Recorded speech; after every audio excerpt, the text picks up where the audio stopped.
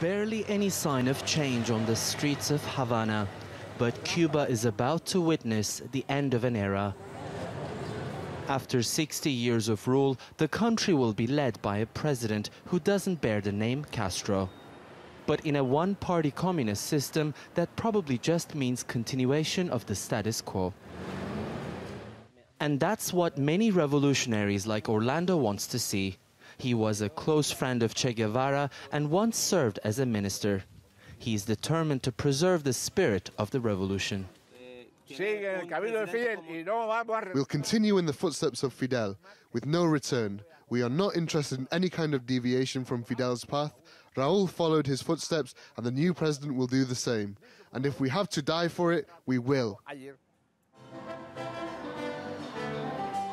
It was this hardline ideology that forced over 1 million Cubans into exile. Roberto moved to Miami after being detained 4 times in Cuba as a 17-year-old for collecting artwork that was censored by the regime. He's still very cynical about what might become of his homeland. Someone new coming into power won't change a thing. A new president will only further restrict liberties, detain more people, and destroy the country even more. Roberto wants to see a fundamental change. But back in Havana, the word on the streets is not as much political as it is economical. Many are suffering from a lack of cash, and they want higher salaries, but not necessarily at the cost of socialism. Raúl Castro provided more room for private businesses, but with limited finance. This church offers workspace for young entrepreneurs like Ryuri. He's hopeful that economic prosperity will eventually come.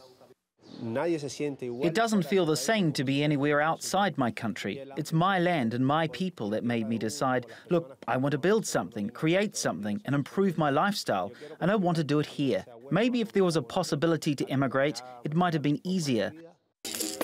Young Cubans understand and appreciate the benefits of a socialist state.